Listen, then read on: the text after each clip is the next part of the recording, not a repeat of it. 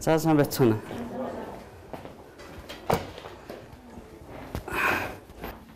Хуучин арчсан намаас хийдэг байсан хэвлэлийн хурлыг үргэлжлүүлэх гэж байгаа.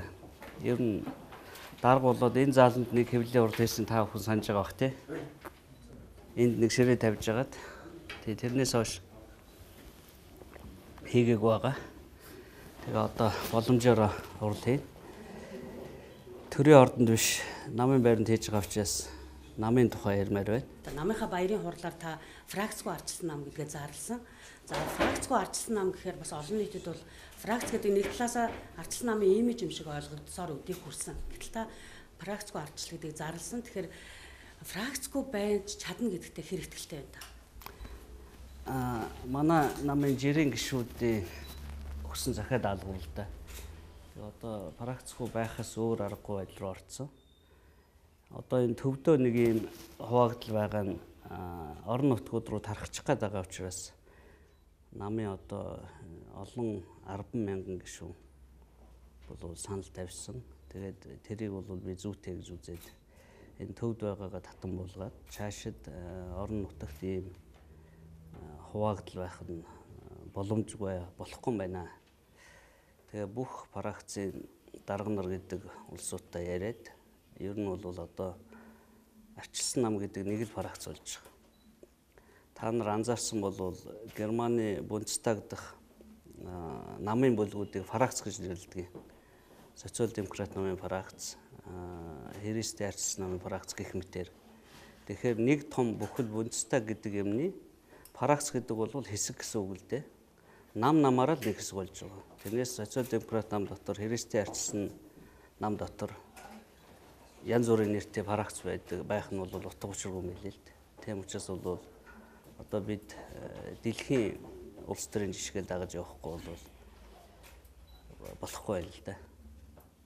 Ердөө хамгийн том зорилго бол намын гишүүдийн, жирийн намын гишүүдийн захиалга байгаа. Тийм учраас фракцгүй болсон. Цаашид асуудалд фракцийн арга барилаар би хандахгүй. Одоо намуудын нэг одоо Монголын толгой компаниудаа хамаартай санхүүжилтийн асуудлаас татгалзсан гэж нэг ярилцлага өгсөн байсан. Тэгэхээр ер нь одоо яг энэ 2016 оны сонгуульд нэгэнт одоо фракцгүй болсон юм чинь одоо санхүүжилтээ яаж бүрдүүлэе гэж нэгдүгээр та бодож байгаа. За хоёрдугаарт яг улсын хурлаар энэ хаврын чуулганаар хэлэлцэж байгаа улс төрийн намын тухай хууль, сонгуулийн тухай хуульд бас энэ санхүүжилт энэ одоо фракцийн асуудал бас тусгагдж явах уу зүгээр сонирхол асууж байгаа. Намын санхүүжилт бол шийдэхээс өөр аргагүй байдалд орсон хэцүү асуудал болцсон. Тэрийг бол намын дарга нар бол хамгийн их мэдэрч байна л да. Би урд нь намын даргын ажил хийж ирсэн биш. Тэр асуудал бол надаас их хол явж ижилтэй. Тэгээ одоо бол би улсын хурл судалтай намуудын дарга нартай ерөнхийдөө яриад ерөөсөө намын санхүүжилтийн асуудлаа цоошин намын санхүү өөрөө шилэн данстай байх ийм юм руугаа орохгүй бол энэ намууд чинь итгэл алдагдаад байна. Тийм учраас одоо бид нар нэг 3 хуулийн төсөл бэлтжиж сүүлийн жил явж байгаа. Намын тухай, намын санхүүжилтийн тухай, намын дэрэгдэх гэж хэлнэ үү эсвэл одоо улс төрийн сангуудын тухай гэдэг. Энэ 3 хуулиа ярьсаар байгаад юу болгож байна одоо? Нийлүүлж нэг болгох нь зүйтэй юм байна. Улс төрийн намын тухай хууль гэдэг хуулиа хүчингү болгоод санхүүжилт бол маш ойлгомжтой. Хинээс хэдэн төгрөг ирээд яаж зарцуулагдсан. Улсын төсөөс авдаг хэсгээ бол нэмье гэж байгаа. Одоо Герман гэхэд улсын төсөөс авдаг хэсэг нь бол нэлээд их юм байл л дээ. Тэгжээж нөгөө том компаниудын хармаанд орохгүй гэдэг бодлого бол тэгж хэрэгжихээс биш. Тэгтээ мэдээж нам бол 100% төрийн улсын төсвөөр сууж болохгүй. Сая Германы айлчлалын үеэр Бундестагийн дарга нартай энэ асуудлыг бас санал солилцсон. Та нар ер нь яаж санхүүждэг гэж. Тэр жишгээр бид нар явахаар бэлтжиж байгаа. Гишүүдийнхаа нуруунд дээр их ачаа өрүүлэх ёстой байна. 50% бол заавал гишүүнээс авах нөхцөл тавьдаг юм билээ. Германы улсын төсөв мөнгө өгөхтэй. 50% аваагүй бол улсаас өгдөг мөнгө нь багасгачдаг. Гэх мэтээр бол зохицуулт бол дэлхийд даяар бол янз бүр байна. Нэр дэвшигчээс одоо мөнгө авахгүй тухайлбал Би бол нэр дэвшигчээс мөнгө авдгийг нойлтох гэж байгаа. Чамд одоо урд нь өгдөг байсан 50 сая төгрөг чи авахгүй. Чи зүгээр л тойргийнхоо сонгогчдод наадхаа зарцуул. Сурчлагаа тэр хэвлэх барих юм байдığım бол Ардчилсан намын ууган хүмүүс насан туршид нам дотроос өөрөх тусгаарлах тухай яриа яг энэ санаачлагтай зэрэгцээд бас гарах боллоо л да. Тэгэхээр таны ихтгэлд бас дурдсан байсныг санаж байна. Тэгэхээр энэ фракцгүй болох гэдэг энэ уриалгаас дайчсан хэрэг байж болох уу? За тэгээд үнэхээр өөрөх тусгаарлалаа өөр нам эндээс салж гарлаа гэхэд хүч тарамдах юм уу сонгуулийн үед ийм бэрхшээл гарах уу? гүн далаа хэлж байгаа юм уу? Тийм. Гүндлаачин байн гарч идэг учраас нэг сонир биш л дээ. Одоо миний мэдхийн 2 дахь шинэ нам байгуулж гин үү? 3 дахьч болчихоо. Тэгэхээр гүн далаа шиг тогтворгүй улсуудаар бол арчилсан нам дотохгүй л дээ. Тэрийг бол одоо арчилсан намаас гүн далаа сайд болгоогүй учраас гарсан шүү дээ. Та нарт тэрийгэ тайлбарласан уу юу? Намайг сайд болгохгүй бол одоо шинэ байгуулгаж байгаа засагт сайд болохгүй бол би гараад намаа байгуулна л гэсэн. Би чамайг сайд болгож чадахгүй.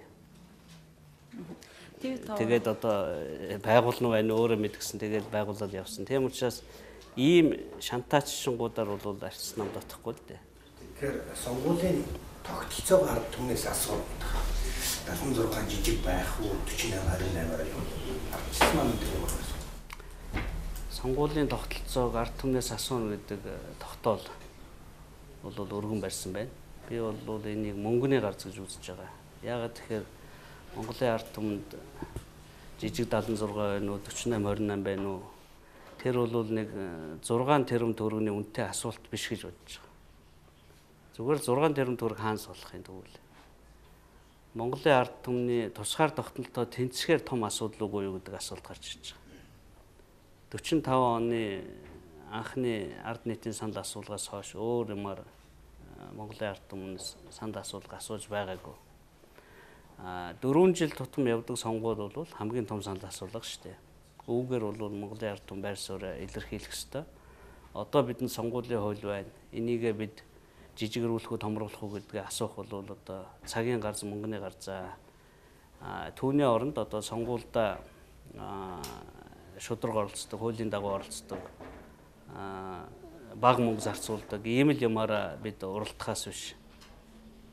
Сонгуулийн тогтолцоог бол тийм амин чухал асуудал биш гэж үзэж байгаа. Тийм учраас арчилсан нам тэр ардын намын тогтоолыг бол дэмжихгүй.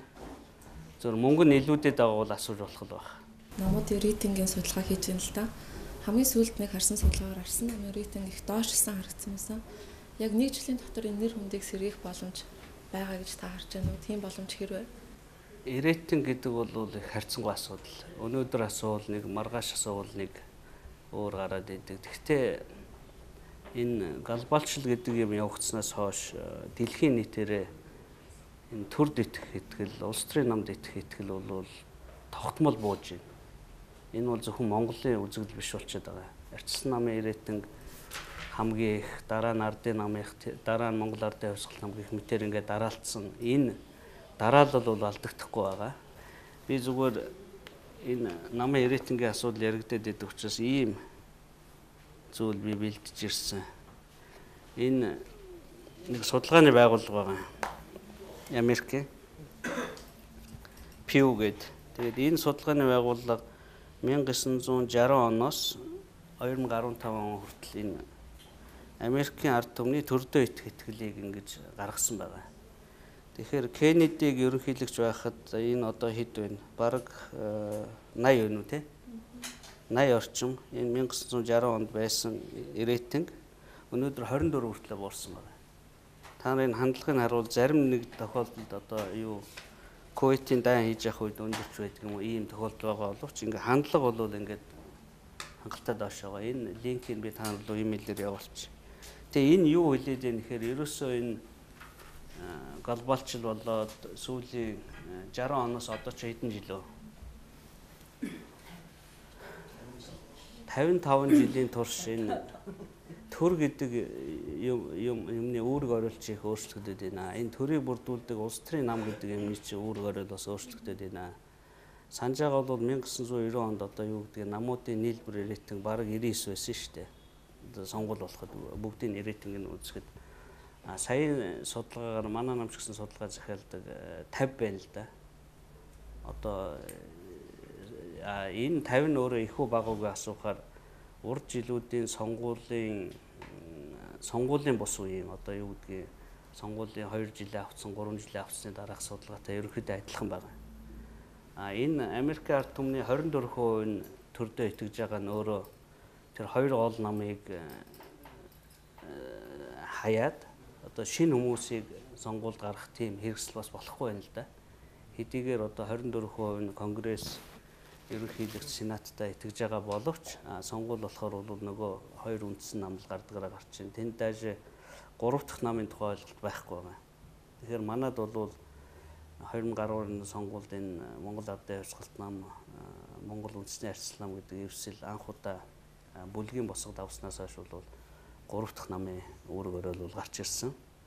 Тэгтээ бол мэдээж одоо нам болгон энэ зөвхөн арчил намын асуудал биш. Ерөөсөө энэ төрд итгэх итгэл улс төрийн намуудад итгэлээ сэргийхийн тулд юу хийх вэ гэдгээ бол бодох цаг нь болсон гэдгийг бол судалгааны дүн харуулж байгаа. Энэ бол зөвхөн арчил намын асуудал биш, ардын намын асуудал биш. Ер нь улс төрийн бүхэл намууд тийм учраас улс төрийн намын тухай хуулинд өөрчлөлт орж дансаа шилэн болго гэж байна. Хинээс яаж хандаа авч яаж зарцуулснаа ил болго. Намынхаа гишүүдээр шийдвэр гаргуул. Одоо намын гишүүдээрээ шийдвэр гаргуулгүй арчилсан нам бол их олон жил явлаа л да. Дунд нь нэг юм төлөөллийн байгууллага гаргачихад байгаа. Аймгийн намын хороо, сумын намын хороо, үндэсний зөвлөлт хороо гэдэг. Гэтэл нөгөө жирийн гишүүдээс асууж ирсэн анхны асуулт бол 2000 онд арчилсан нам бол асууж ирсэн. Анх дөнгөж байгуулагдангуудаа 5 нам нэгдсэний дараа. Тэгэхээр одоогийн намын хуулиар бол миний санал бол намын жирийн гишүүдээс асуудаг асуудал бол яв. Тэнд гол асуудлуудаа шийдүүлж сумын хурал тэнд дэвшгэ, аймгийн хурал тэнд дэвшгэ, дүүргийн хурал тэнд дэвшгэ, хотын хурал тэнд дэвшгэ, улсын хурал тэнд дэвшгэ жирийн гишүүдээрээ шийдвүлээ. Магадгүй зовлонтой юмнууд байдаг. Тэгтээ тэрнээс өөр бол сайн арга бол би бодож олохгүй байгаа. Харин тэр сонгуулаа шудраг явуулдаг, дөрмийн дагуу явуулдаг ажлаа бол төв нам хийхээс өөр аргагүй. Арчилсан нам 2011 оноос хойш нөгөө үндэсний зөвлөлт хорооны гишүүдийн артацыг хийгээгүй тий. Тэгээ сая үйл хийсэн. Бас тэгтээ ганц нэг маргаантай асуудал байгаа гэсэн. Ерөнхийдөө үүнээс хойш одоо үндэсний зөвлөлт хорооныхоо гишүүдийг баталгаажуулж их хурлаа хий гэсэн санал гишүүдээс ер нь гарч байна. Тэгээ арчилсан намын хамгийн сүүлийн үндэсний зөвлөлт хорооны хурал бол намын хурлаа, намын тухай хууль гарсны дараа тэртээ дөрвөө бүх намуудыг дөрмөө солихыг шаардах юм. Одоо намууд ч өөр янз бүрийн бүтцтэй биш. Гишүүдээс асуудагч нам байна. Эсвэл одоо төлөөллийн байгууллагаар дамжуулаад бүх асуудлаа шийдэг. Эсвэл бүр ганц хүний нам хүртэл биш. Ганцаараа сууж байгаа бүх шийдвэрээ гаргаждаг. Тэгэхээр улс төрийн нам гэдэг гэрчлэгээтэй бол нэг дүрмээр явъя. Одоо нэг хуулийн дагуу явъя. Бүх юмаа энэ хуульдаа нийцүүл гэдэг ийм үүрэг өгөх гээд байгаа. Жишээ нь бол тэрэн дээр одоо улсын хурлд нэр дэвшигчтэй бүх нам жирийн гишүүдээс асууж дотроо сонгуул явуулна гэд одоо миний санал дэмжигдэх юм бол үндэсний зөвлөлт хороо мэдээж эцсийн шийдвэр гаргаж сонгуулийн ерөнхиөр бичиг өгнө. Тэгтээ намын жирийн гишүүдийн дунд явуулсан сонгуулиар хамгийн их санал авсан хүнийг л явуулна шүү дээ. Өөрөөр явахын одоо хориглоно гэсэн үг л дээ. Ийм мэтэр бол намын үйл ажиллагаа иргэд сонгогчид намын гишүүдтэйгээ илүү ойрхон болохоор төслүүд бол хийгдэж байна л да. За сүүлийн 6 жил юу болсон гэхээр намынхаа эв нэгдлийг хадгална гэдгээр намын доторх бүх сонгуулаа зогсоочод байгаа. Тэгэхээр одоо их хурал чийгдэхгүй, үзээгийн хурал чийгдэхгүй, жил болгон 3-1-ээс солидог байсан өөрчлөлтөө хүртэл зогсоочхоор баярын 4 сарын 7-ны баярын хурлаар нэг бахан лозон барьсуулсад байсан шүү дээ. Тэр хэд бол энэ нэг 6 жил хаацсан юугаа намынхаа хаалга цонхыг онгойлголдоо бид ормоор байна гэсэн хэдэн залуучууд байсан. Би бол байж л байна үстэй тэрийг өөр нь яах гээд байгаа гэсэн хэдэн гишүүн очиод нөгөөтхийг яачин лээ л дээ. Хөөчхөн лээ. Тэр бол байдаг л зүйл, тэр бол хэвийн зүйл байгаа. улсын их хурлын сонгуульд, аймгийн хурлд, нийслэлийн хурлд дэвших гэсэн олон одоо дагимагийн асуудаг тэр сайн болсон хүчин бол байна. Гэтэл бид нөгөө хаалга цонхоо хаагаад ингээ бив битүү 6 жил явцсан өөрөө буруу байгаа. Тэгээ энийг бол сая дарга болоод би төрийн албанд шилжсэн хүмүүсийн оронд нөхөн сонгуулийн зөвшөөрсөн. За зөвшөөрөнгүүт ямар үйл явдал болсныг та нар мэдж байгаа. Нөгөө сонгуульд ядагдсан гомдогсод нь суулт мул тэгэл эхэлсэн шүү дээ. Тэгэхээр энэ бол өөрөө намын доторх төлөвшөлд өөрөө нөлөөлөд байгаа. Ер нь аль ч улсын аль ч нам ийм амин чухал шийдвэрийг гишүүдээс асуудаг. Тэрэн дотроо ялагдсан хүн ялсан хүндээ баяр хүргээд явдаг болохоос суулт зарлж бий болох байсан гэж явдгуул юм байл л. Тэгэд ийм нэг улс төрийн соёл манай нам дотор явандаа төлөвшнө. Цаашдаа ч гэсэн олныг бол хийх юм. Та нар ингээд 6 жил хаалгуудаа хаачлаа штэ гэдэг үг бол надад биш одоо төрүүчийн намын удирдлагуудад хаяглагдсан үг байсан. Тэр улсуудаа Эрхэнбаяр генсек бас уулзсан байгаа. Тэгээд энэ 6 жил намын дотор сонгуулаа хаасныг л шүүмжилсэн улсууд байлээ. Тийм учраас би бол удахгүй нээ гэж бодож байгаа. Гэхдээ энэ намын тухай хуулиар нэлээд олон асуудлыг бүх намуудад адилхан үүрэг болгох гээд байгаа. Тэрний дараа бол чөлөөтэй хийнэ. Тэгээ би энэ намгийн асуултанд хариулаад дуусчээ. Тэгээ лоозон барьсан нэг мөнх эрдэнэ нөхөр байгаа. Мөнх эрдэнэ надтай ганцаарч уулзаад гар бариад тохироо гарсан нөхөр шүү дээ. Мөнх эрдэнэд би юу гэж хэлсэн гэхээр тэр бол Баян-Хонгор аймгийн Уяштай холбоон дарга. Өөрийгөө дараагийн улсын их хурлын гишүүнгээ ботсон нөхөр байлээ л дээ. Тэгээ Баян-Хонгор аймагт манайх Гамбат Батулгагийн 2 гишүүнтэй. Чамд бол тэнд мест байхгүй. Одоогийн 35 гишүүн өрсөлдөгчгүй дэвшнэ. Энэ бол манай намын уламжил бас байгаа. 35 гишүүний тойрог дээр бид нар намын доторх сонгуул зарлахгүй гэсэн үг. Тэгсэн чинь заа ойлголоо гараа явсан гарангуудаа арчсан намын дарга огцор би нэр дэвшнэ гээд. Одоо та нар асуух юм бол Баян-Хонгорынхан бол тэр мөнх эрдэнэ гэдэг Уяштай холбоон даргыг бол танихгүй. Хаан ч ямар ажил хийж явдаг юу ч юм. Тэгээ тэр хүн бол өөрийгөө одоо Батулга гишүүнтэй ч юм уу Гамбат гишүүнтэй илүү ирээтэнгтэй тэр хоёрын өмнөөс би дэвшнэ гэж ярьж байгаа нөхөр шүү дээ. Тэгээ ийм мэтийн намын дотор сахилга бата барих л ёстой. Юусэн юм нэмсэр нэг асуулт байна л да. Та сайн нэг сонгуулийн тохиролцоог ярьлаа. Одоо маань зөвс бол жижиг тайлбар явуулаа. Сонгуулаа явуулъя гэдэг. Та нам бол ямар байцаар барьж байгаа вэ? Та энэ дээр холимог тогтолцоогоор явуулах уу? Эсвэл одоо энэ маань барьж байгаа жижиг тойргоор явуулах нь одоо өнөөдрийн 16-ны сонгуульд ашигтай юу? Та нар жижиг 76-аас шилжсэн шилжилтийг бол санаж байгаа баг. 8 оноор шилжилт хийсэн, 12 оноор шилжилт хийлээ шүү. Тэгээ ягаад жижиг 76-гаар сүүлийн 2 сонгуулийг явуулаагүй юм бэ гэдэг асуултыг бол буцаж санах хэрэгтэй. Жижиг 76-гаар бид 2000 онд явуулсан. За энэ бол дэлхийд дээр байдаг систем. Англи тэгж явж байна, Америк тэгж явж байна. Жижиг 76-гийн хамгийн том дутагдал бол 2000 онд Монгол ардын хувьсгалт нам, одоогийн ардын нам нийт ард иргэдийн саналын 51% авч чадаагүй. Одоо ингээ бүх саналыг тоолоод үзэхээр 51% авч чадаагүй мөртлөө улсын их хурлын 76 суудлын 72-ыг авдаг. Тэгэхээр жижиг 76-гийн гажиг нь бол энэ. Жохон илүү нь бүгдийг авчдаг. Үндсэндээ Монголын ард түмний 50% нь Монгол ардын тэр үеийн Монгол ардын хувьсгалт нам санал өгөөгүй байхад парламентынх нь 90% авч болж шít.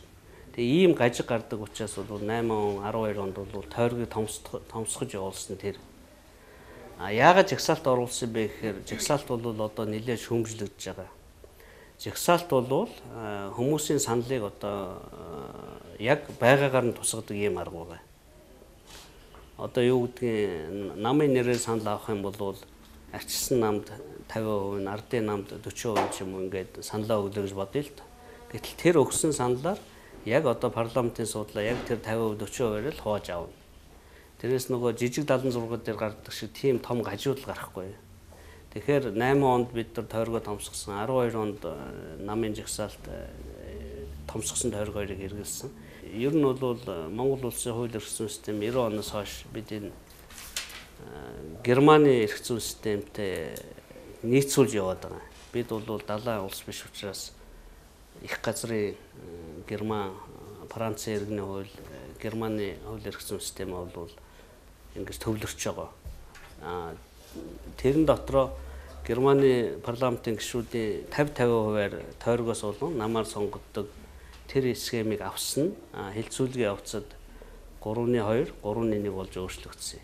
Тэгэхээр уг нь бол 50-50%-аар аваад одоо миний сонгоогүй хүн гарчлаа гэж сонгогчд гомдол гаргаад байна. Тийм учраас жижиг 76-аар орё гэдэг нь бүр муутгах гээд байгаа учраас бид бол зөвшөөрөхгүй байгаа. 2000 он шиг тэнцвэргүй парламенттай болчихгүй төлөөл энэ холимог гэдэг системийг чинь гаргасан шүү дээ. Холимог системээ сайжруулах хэрэгцээ байна уу гэвэл байгаа. Одоо жишээ нь бол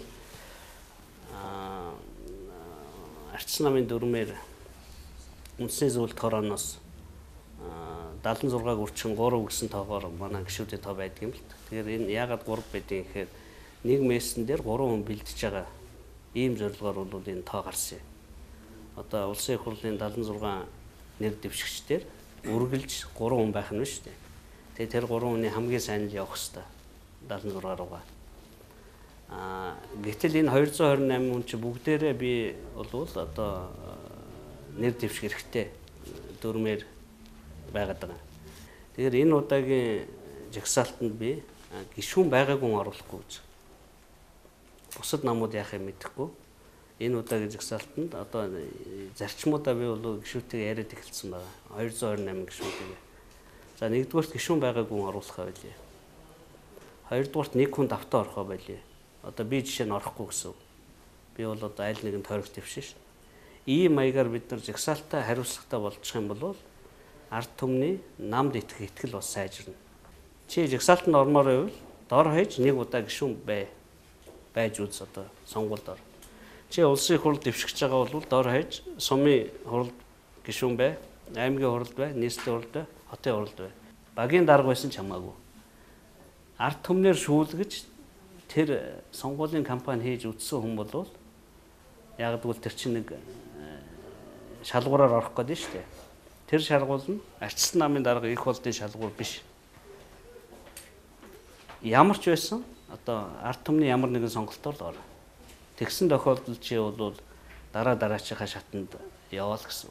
Нэг өмчийг юу яах вэ? Хуулиараа одоо юу гэж болж байгаа юм? Асууатрал хэд одоо ардын намаас байрын нэхээ яваад байгаа шүү дээ. Нам ер нь өмчгүй байх нь зүйтэй. Одоо бид одоо хууль гарах юм бол энэ байшингаа хүлээлгэж өгөхөд бэлэн байгаа. Энийг улсаас үнэгүй авсан. Улсад нь буцаагаал үнэгүй өгч гэж. Тэгэхээр өмчийн талаар бол Ардчилсан намын байр суурь маш одоо ойлгомжтой. Нам гэдэг бол өмч хөрөнгөтэй тэр юу компаниудтай адилхан ийм байгууллага биш байхгүй юу? Нам гэдэг бол энэ улс орныг авч явах бодлого боловсруулдаг. Сонгуул болохоор тэр бодлогоо тайлбарлаж хүмүүсээс санал авдаг ийм л байгууллага. Аж ахуйн байгууллага биш. Тийм учраас өмчтэй байх ёсгүй. Maaхан хоёрын тухай нэгдлийн тухай ерөөч 16-нд асуулт хөндөж байна л доо. Хэрвээ маахантай нэгдэд орчих юм бол танаа намд ямар нэгэн байдлаар сөргөөр нөлөөлөх үү амжилтанд чинь. Тэгэхээр бид бол дараагийн сонгуулиа энэ хоёр нам нийлнэ үү, нийлэхгүй байна уу тэрнээс үл хамаарч урд ажиллал хий гэж байгаа. За сонгуулийн хууль бол бүх намуудын консенсусаар гардаг хууль учраас аль нэг ардын намын хүсэл мөрөөдлөөр бол гарахгүй. Хэрвээ намууд консенсуст хүрч чадахгүй бол хуучин хуульч үлдэнэ. Хуульд өөрчлөлт оруулахгүй явах магадлал бол бас байгаа. Сонгуулийн хуулийн маргаан шийддэг хэсгээр бол өөрчлөлт орохыг бүх нам бол дэмжиж байгаа. Аль хэсэгт нь өөрчлөлт оруулах уу гэдээ асуухаар за систем дээр гэдэг дээр ардын нам, Ардчилсан нам хоёр санал зурж штэ. Тэгвэл системээ хаяад маргааныг зөвхөн шүүх шийддэг, сонгуулийн хороо оролцдог. Эсвэл бүртгэлийг шүүх авдагч байдаг юм. Ингэж тэгтээ шүүх нь сарын дотор бүх юмаа дуусгах хэрэгтэй. Гэх мэтэр бол өөрчлөлтүүд бол байна. Таа чуулганы нээлтийн өдөр засгийн газрыг одоо хэд хэдэн сайдыг хэрвээ 5-7 гэрээнд гар үсгцэн бол өөрөө огцруулна гэдгийг мэдгэцсэн шүү дээ. Таны өмнөх тэр нөө байр суурьуудыг чинь ингээд зөрчөөд авах санагдаад байгаа байхгүй. Энэ зөвхөн 5-7 дээр холбоотой байна уу? Намын талаар ингээд хаах уу? За одоо би тэгэхээр намын талаар асуулт асуухгүй Дагима Боловтой хоёр асуултанд хариулъя. Хаврын чуулган нээлт дээр яагаад тэгж хатуу хэлсэн бэ гэдгээс та бүхэн сонирхоод байх шиг байна, тийм үү? 5-7 бол их олон жилийн түүхтэй компани. 1960 оноос эхлээд бараг 15 жил улсын төсвөрөнгөөр хайгуулъя гээд тэр үед ашиглах гэж оролдоод тэр үед одоо сошиалист нийгэм байсан манай урд туршид тэр нүүрсний хэрэгцээж байсангүй далаараа өргөж чадаагүй хэд хэдэн шалтгаан уул чадаагүй. 96 оны ач тусламжлалын хуулиар нөгөө хин дуртай нь хаа дуртай газар лиценз авч болдгоор энэ саяхан хүртэл ерөнхий байсан Сүхбаатарын Батулдын компани авцсан байгаа. Тэр улсын төсвөөс зарцуулсаад тэр үеийн мөнгөөр бол хэдэн зуун сая доллар ч үүдгийг зарцуулсан байгаа ш. Тэрийн төлөхгүйгээр авцсан байсан. 5-7 гэдэг нь 5 толгой байхыг хэлдэг ш. Та нар одоо ойлголт байна уу? Ухаан удаг, баруун цанх, зүүн цанх, бор толгой, нөгөөх нь шар толгой ч үлээ ингээд. Энэ 5 толгойхоо тэр үед Сүхбаатарын Батулдын авцсан байсан лицензийг улс сурааж аваад тэр үед төлсөн байсан мөнгөнд нь тэр ухаан удаг гэдэг юмыг өгсөн буцааж. Тэгээ ухаан удгийн энэ МСС аваад ажиллуулж байгаа. Ажил нь бол яаж явж байгаа та бүхэн харж л байгаа. Тэгэхээр энэ үлдсэн 4 толгойг яах вэ гэдэг асуудал дээр улсын хурл бол шийдвэр гаргасан. Үлдсэн 4 толгой дээр хувьцааг нь ард түмэнд өгнө. Компаниудаа өгсөн. Тэгээд нийт 3 сая хүнд хувьцаа өгснөөс одоо бол нэг 2 сая 100 орчим мянган хувьцаа эзэмшигч байна. Тэгээ 2006 онд юу болсон гэхээр тэр үед манай намын дарга байсан одоогийн ерөнхийлөгч Эдвүүд Орж ийм санаачлаг гаргаад тэгээ сая миний хэлсэн Сүхбаатарын Батулдаас авч нэг толгойг нь бол өгчөөд үлдсэн 5 толгой гэдэг чинь өөрөө нэг 6.5 тэрбум тонн 5 хуваахаар нэг 800-900 мянган тонн нүүрсээр ингэж бараг тэгшгэн хуваагддаг. Тэгэхээр 6.5-аас бол нэг 8-900 мянган ухаан удагт очиод ингээ алга болцсон. Тэр бол одоо Монголын ард түмэнд хамаагүй болцсон. Тэгээ үлдсэн 5.1 хэдэн тэрбум тонн дээр бол энэ сая миний хэлсэн төрийн өмч 85%-тай 5% нь компаниудын өмч 10% орчим хувь нь 2 сая хүний өмч болсон ийм хувьцаат компани байгуулсан. Би тэр үед тэгж зогсоохоос өөр арга бас надад үлдсэнгүй л дээ. Ягаад тэгэхээр их хурлын веб хуудас дээр байгаа тэр гэрээг зурах гэж байна гэж албан ёсоор санал авахаар явуулсан байгаа. Тэгэхээр би профессорын сайд руу яриад чуулганы хэлэх үгээ би бол одоо 5 толгойгүйгээр бэлдсэн байсан. Гэтэл өглөө нь би нөгөө гэрээг нь аваад үзэхээр Монголын ард түмний эрх ашиг уландаа гიშгсэн. Нүүрсний үн одоогийнхоороо байна гэж бодоход жилдээ нэг 5 толгой бол нэг 25 сая доллар авахаар. Тэрнийхээ хариуд юу өгч яах нэхээр 2% тусгай роялти. Бүх эрх мэдлээ өгөөд одоо лицензүүд цааснаас өөр юмгүй үлдэхэр ийм компани болгоцсон байна. Одоо инженердөрж ерөнхийлөгч хэлсэн ард түмний хамтлага бол 51% нь МСС-т, Energy Resource 49% нь Шинхua гэдэг Хятад улсын төрийн өмчийн компанид очихоор 30 жил дээр нэмэх нь 20 жилээр ингээд 70 жилээр очихоор болсон. Энэ 70 жилдээ энэ Эрдэнэс 57 гэдэг компани хизээч 2%-аас илүү юм олж авахгүй. Яг үн өсвөл 2%, 3%, 4% болохоор ийм гэрээнүүд байгаа. Тэгэхдээ маш олон хууль зөрчсөн. Одоо өөрийнхөө талбар руу орох хэрэггүй. Эрх үүргэнд нөгөө тал бол чөлөөтэй арилжиж зарах, бие биендээ шилжүүлж өгөх. Монголын төрийн оролцоогүйгээр ер нь одоо 2 сая бид нар шиг хувьцаа эзэмшдэг эрх ашигыг уландаа гიშгсэн ийм юм дээр гарын үсэг зурхад бэлэн байсан учраас би тэгээ зогсоохоос өөр аргагүй. Төрийн 3 өндөрлөг ив найртай байна гэдэг нь нийлээд хууль зөрчгийг хэлж болохгүй. Би бол бүх юм хуулийн дагуу явахыг шаардж байгаа. Тэгээ 2006 оноос хойш болсон бүх процесс бол энэ ард түмний 5 толгойг яаж үр ашигтай ажиллуулах уу гэдээ одоо улсын их хурл чангалтай олон шийдвэр гаргасан, засгийн газар чангалтай олон шийдвэр гаргасан байдаг. улсын их хурлын 39 дээр жишээ нь улсын их хурлаар оруулж шийдвэрлэгдсэн бичиг байхад би их сайхны байгуулсан тэр баахан хууль зөрчсөн гэрээг улсын их хурлаар оруулахгүй явах юм бол би өөрөө хэрэгт орно шүү дээ. Тэгээ ийм учраас бол заавал оруулахаар бүгд тохиролцсон байгаа. Тэгээ орж ирэхээр нь бол харна. За энэний дараа тэрчим хуурамч гэрээ юу төслөө нөгөө жинхэнэ гэрээ байгаа гэдэг яриа гаргаж ирж байгаа. Тэгээ одоо та нар их хурлын веб хуудас руу орох юм бол чуулганы өглөө байсан гадаад ям хууль зүйн яамнаас санал ахаар явуулсан албан ёсны гэрээ. Би тэрийг бол төсөл гэж үзэхгүй байгаа. Дараа нь за одоо яг жинхэнэ энүүгээр зурах гэж байгаа гэрээ хоёрыг хоёулангийн тавьсан байгаа. Та нар бүгдийг нь үзээд нэг юм ялгааг ол гэдэг зураг байдаг шүү дээ. Нэг тэр шиг тэр хоёр гэрээний хоорондох ялгааг нь олоодох өөрсдөө. Би энэ 2 сая хүний хувьцааг яах вэ гэдэг талаар хариуцлага хүлээсэн хүн учраас улсын их хурлд сонгогдоогүй, ард түмнээс мандат аваагүй, Инх сайхан гэдэг нэг сайд дээр энэ 2 сая хүний хувьцаа эзэмштэй хувьцааг 70 жилээр өгөө явуулчмаар байгаа. Тийм учраас улсын их хурлаар заавал орох хэрэгтэй. Мэдээж одоо том төслөө бүгд явуулъя гэж байгаа. Гэхдээ хуулийн дагуу явуулах хэрэгтэй шүү. 14 хоногт амжих нь орж ирээгүй юм ярьж болохгүй юм л да. Ерөнхий сайд бол хамгийн сүүлд ерөнхийлөгч бид гурав яриад ингэж яриа салсан байгаа. За чи одоо ингээд оюутлогоор хийсэн алдаагаа хийж байна. Ерөнхий сайд хэлж байгаа. Нөгөө олон мянган хуудастай гэрээ байгуулад одоо заалт болгоноор нь ороогдоод байгаа. Тэгэхээр дахиж юм алдаа гаргахгүйгээр хөрөнгө оруулалтын хуулиар том хөрөнгө оруулалттай гэрээ байгуулна. Тэгвэл үндсэн 4 татвараар тогтворжуулах хэрэг засгийн газарт байгаа. Тэрнээс одоогийн тэр их сайхны шинэ гэрээнд чуучин гэрээнд ч байгаа маш ноцтой залтууд байгаа шүү дээ. Тэгээ тэр болгоноор би энэ ганц зөх зөвлөхөөр сүүлийн 3-4 хоног суулгаж байгаа. Тэгээ та нар асуулт байвал ганц зөх зөвлөхөөс асууж болно. Ямар өртгөөр олборлох, хэмт зарах, ямар тарифаар тээвэрлэх энэ болгоно өөрөө тогтооно гэж байна. Гэтэл манай бусад хуулиар юу байдаг гэхээр заавал зах зээлийн үнээр зарна. Үгүй бол нэг А лицензийг хураадаг.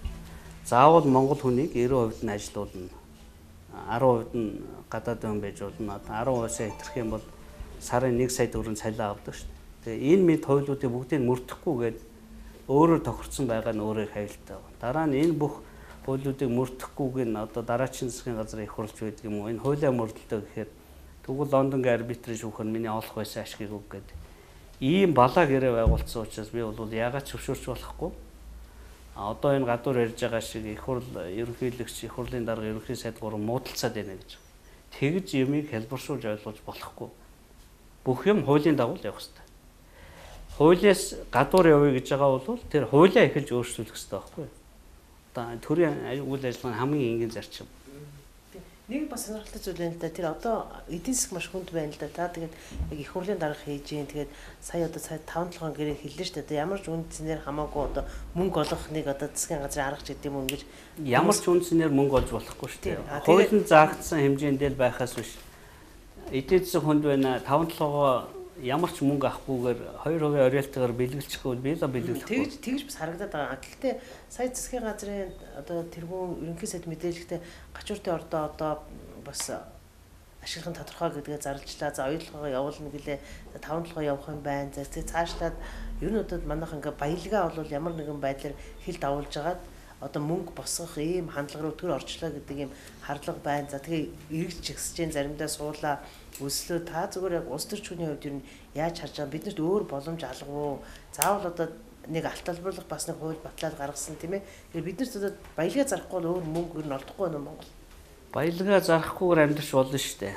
Доллараар юм авах болох хэрэгтэй. Доллар юм аваад ивэл надад ханш чин 10,000 төгрөг болно шүү дээ. Тэгэхдээ 2012 онд Монголын ард түмэн санал өгөхдөө энэ нэг байгалийн баялгаа ашиглаад улс орноо хөгжилд хүргэл гэсэн шүү дээ. Тэр мандатыгаа дагуу л явж байгаа. Тэрнээс тэр бодлогоосоо улсыг хол буцахгүй энэ төслүүд явдгаараа явна. Тэгэхдээ булан шахуулж агаад 70 жилээр ашиггүй намаа хийж болохгүй. Дараа нь бид нар чинь бүгд хараа шүү дээ. Тэгээ ийм мөнгөгүй болсон үе гэдгээр 5 толгойхоо үлдсэн 4 толгойг энержи ресурст өгөөд тэгээ 70 жилээр тэгээ хамгийн ноцтой энержи ерөөс авангуудаа маргааш нь Шинхua 100% шилжүүлж өгөхөд бол бүх зам нэгдсэн байна. Тэгэхээр бол олон мянган хуудастай гэрээгээ болио гэдэг зөв үлгөөг ерөнхийлөгч битээр ерөнхий сайд өгсөн. Багал хэрэгт ор. Ер нь бол шүүхтээр очиход Монголын засгийн газар хүлээсэн үүрэггүй л байх хэрэгтэй. Тэр аж ахуй нэгжүүд нь бизнесээ хийгээд нүүрсээ зараад мөнгө олно л үгүй. Ер нь засгийн газар яхаараа зах зээлийн биш үнээр зарахыг зөвшөөрдөг. Нөгөө оюу толгой дээр шүүмжлэгддэг бүх мөнгөө гадаад байлгана биш. Тэр чин байж байгаа. Гэтэ их хурал авч хэлцгээр одоо ер нь ямар үр дүн гаргаж таарч байна? Их хурал хуульд нийцүүлэх гэсэн л байгаа. Хууль зөрчсөн ямиг бол хүчингүй болгоно. Дээр нь 2 сая иргэдийн эрх ашигыг хамгаалах газар бол их хурал болж байна. Засгийн газар лав биш юм байна. Засгийн газрын гарын үсэг зурхад бэлэн байгаа гэрээг та нар зүгээр л би хувьцаа эзэмшигч миний эрх ашиг яаж ийн гэдэг үүднээс нэг хараад тах. Засгийн газар чинь 70 жилээр тийм нөхцлөөр өгөхөд бэлэн байгаа гэдгийг л тооцсон. Улсын их хурл бол засгийн газар биш учраас бид бол одоо зөв шийдвэр гаргаж чадна. Их хурл дээр орж ирэхээр улс төрчдийн өгөөш болох гээд байна гэж хүмүүс тайлбарлаад байгаа шүү дээ гэрэг. Тэгээ их хурлаар оруулахгүй явж байгаа зүйлийг уншаад 2 сая иргэн хувьцаагаа хогийн цас болгохыг зөвшөөрүүл явуулж болно шүү дээ. Ямар ч асуудалгүй. Тэгэхээр энэ зүгээр сонголтын асуудал байхгүй. 5 толгоогоо үн төлбөргүйгээр энержи ресурс Шинхua 2-т өгөө явуулъя гэж байгаа бол үгүй. Үгүй эн чинь үн цэнтэй хэд юм аа. Арай ингэж явж болохгүй гэвэл тэр шийдвэрийг гаргана. Тэгэхээр улсын их хурл бол нийт сонгогчдынхаа өмнө тайлбарлах боломжтой байх хэрэгтэй. За болъё. За Тэр юуг авъя гэвэл бүгд хуулж аваа.